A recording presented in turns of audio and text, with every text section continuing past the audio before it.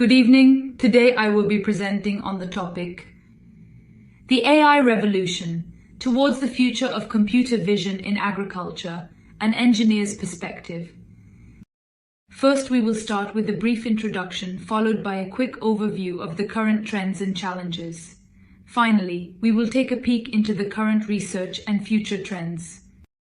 Agriculture faces a number of challenges globally. There is this constant demand for agricultural commodities due to the rise in population, which has to increase by almost 70% than what is being produced now, to feed the 2 billion population rise in the year 2050 and around 1 billion already by the year 2030. Also, food waste is a known problem in different areas down the food chain, not only because of damage due to pests and household waste, but also because of not being able to harvest at the right time and not able to harvest all the produce due to labor shortage, letting the fruits and vegetables to just rot, surprisingly high of about 12%, summing up to roughly 1.5 billion tons of food. Speaking of labor shortage, which has been a common problem in agriculture for decades now, the younger generation are increasingly moving to urban areas, mostly for the lifestyle, and because they do not want to do physical labor in farms anymore. Finally, with all these happening, agriculture is the sector that is most susceptible to climate change and global warming due to its unpredictable weather and climate patterns. On the other hand, it is also the major source of greenhouse gas emissions that causes climate change in the first place, due to a variety of reasons, from soil management to food waste and management of livestock. These challenges demanded the shift from traditional farming to sustainable agriculture in an attempt to restore the resources that we have lost and to preserve the ecosystem for future generations. This shift already started in the 1980s, and it has been accelerating in the recent years due to technological advancements. The ultimate goal is to handle the challenges that we saw by using less resources and produce less emissions while still achieving high productivity and better quality. As we saw, the shift from traditional farming to sustainable agriculture already started in 1980s. In the early 1990s, people started using technology to achieve this, such as GPS to get precise location of crop yield or soil fertility, giving birth to precision agriculture. Only recently, around 2015, is when AI entered the field of agriculture, leading to the next agricultural revolution, Agriculture 4.0 as they call it. Thanks to the Internet for data and the GPU for compute, we would have noticed that AI technology has entered in every stage in the field of agriculture. But have we harnessed its full potential yet? The terms smart agriculture and precision farming have gained a lot of attention. So, where exactly are we right now in the midst of all these? At RoboVision, we aim to achieve EU's farm-to-fork policy by creating value with data over the complete food chain, starting from quality control of seeds to sort good quality seeds for sowing, picking and planting tulip bulbs based on size and orientation in 3D, harvesting tomatoes, weed detection and removal using drone and 5G technology, along with computer vision, to quality control of packaging the food and getting it to the retail market. This is how a typical AI pipeline looks like. Let's say we want to classify between weeds and crops in the field. We would first start with data capture on field to collect enough images of the crop and weed types to be detected and classified. When we have enough data, we will upload it to the RoboVision AI platform for the experts to label them. Once the data is accurately labeled, we use it to train a deep learning model. Finally, when we get a trained model with a high accuracy, we deploy it back on field to classify weeds and crops from the new incoming image samples. Also, worldwide, there are many AI-powered robots and technologies that have been coming up for autonomous harvesting, crop monitoring, livestock monitoring, weed removal, and many more. Although there are many AI-based applications used in agriculture, roughly 80% of the applications are still in research. And there are two major challenges along the way. AI, and in particular deep learning, thrives on data. Deep learning models can achieve really high accuracy without getting tired, provided we give them hundreds of thousands of labeled images or more to learn from. More the data, with all the real-time variations, such as weather, lighting, growth stages, different angles, and so on, better the results, depending on the size of the model. Data collection and labeling is a time-intensive and laborious task, and it has to be done for every use case from scratch, even within the agricultural domain, increasing the time and monetary cost.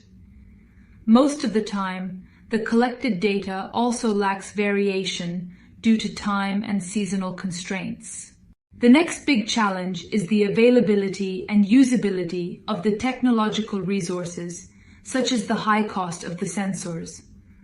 Also, AI algorithms depend a lot on the GPU compute, not only for training, but also for running inference on field and achieve the desired speed and accuracy. Given these challenges, let us see what the future holds.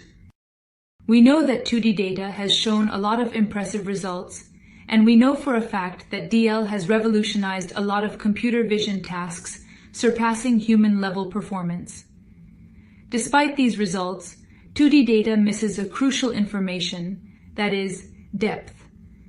With the recent advancements in 3D sensor technology at reasonable cost, like MS Connect and TOF cameras, has given us the opportunity to investigate deep learning architectures with 3D data more efficiently than ever before.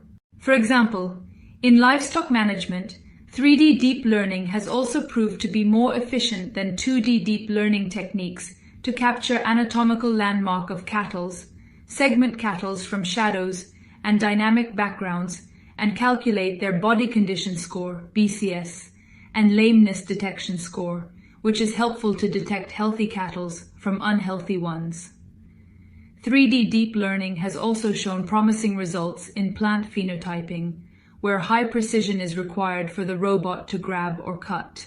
Although the GPU compute has evolved rapidly in the recent years, it still poses a significant challenge to process 3D data efficiently, memory and compute, forcing us to work with low-resolution 3D data, or to perform prediction in 2D, and then convert the 2D information to 3D in order to achieve results real-time. It is only in some more years to come that the GPU compute and perhaps the size of the model will further evolve to make this technology available to use in real time in a much more efficient way. So far, traditional AI models are usually trained on specific data set for a specific use case. The concept of these foundation models is to train the model on data with a diverse knowledge base, just like the base foundation of a building that supports the structure above it. Once this model is trained, this foundation model can be used as a base model that can be fine-tuned to various specific applications, instead of training a model from scratch for every new application. Everyone will be familiar with ChatGPT, the famous AI chatbot that took internet by storm, is also a language-based foundation model. This model was trained with 250 billion words to achieve such an impressive performance that it generates incredible human-like texts. This ChatGPT is a foundation model that can very well be personalized or fine-tuned with very little or no data for specific applications. For example, AgriOne and Norm are AI agriculture advisor applications being built on top of ChatGPT, fine-tuned to generate agriculture-centric texts to assist farmers on all queries about agronomy and farm management. The basic idea of foundation model is to have one model for several use cases. Like ChatGPT, Segment Anything model is a vision foundation model from Meta AI that was trained on 1 billion high-quality annotated images. But this model was also used to annotate 11 million images without any human intervention, and I think that is pretty impressive. This model was tested on poultry data to segment the cage-free hens from thermal images and achieved around 94% accuracy without any further training or fine-tuning. This shows how powerful a foundation model can be. It could indeed remove the dependency for any large labeled datasets to achieve a good level of accuracy. Although it was also tested to detect potato leaves and seemed to achieve an accuracy of only around 65%.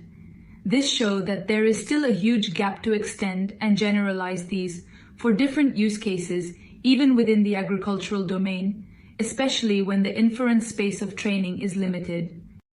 A foundation model that is trained specifically with agricultural data can be more powerful, making the agricultural sector less reliant on extensively labeled dataset. Multimodal foundation models are also becoming famous with GPT-4, where the input and output of the deep learning model is no longer of a single data type like text or images, but is capable of handling multiple data types such as text, video, images, and audio.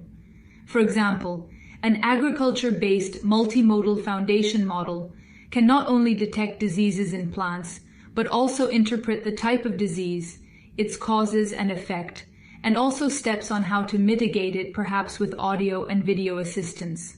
With the wide range of variations and diversity in agriculture that also changes over time, it would indeed be challenging to collect data, including all the factors such as crop and weed types, in different growth stages, in different seasons, weather and lighting conditions, soil conditions, indoor and outdoor over a period of time.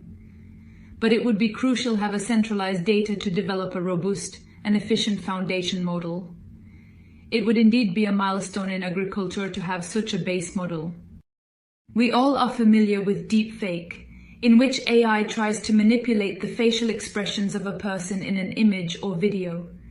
It creates a fake data very similar to the real data, with some modifications that sometimes make it difficult even for us to differentiate between real and artificially generated data.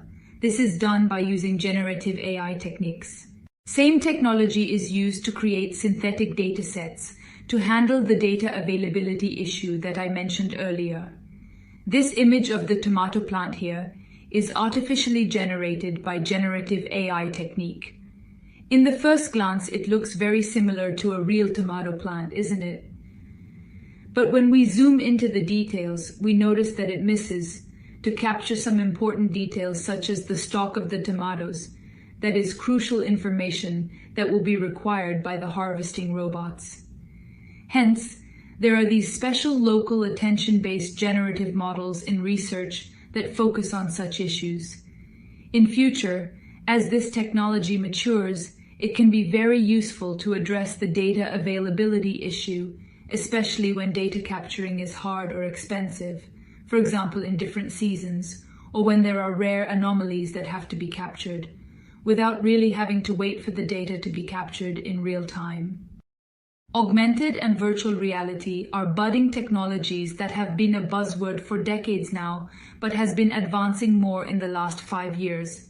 For example, in livestock management, there was a research to use AR technology to provide remote assistance through a video call to unskilled operators during on-farm activities like inspection of milk machines.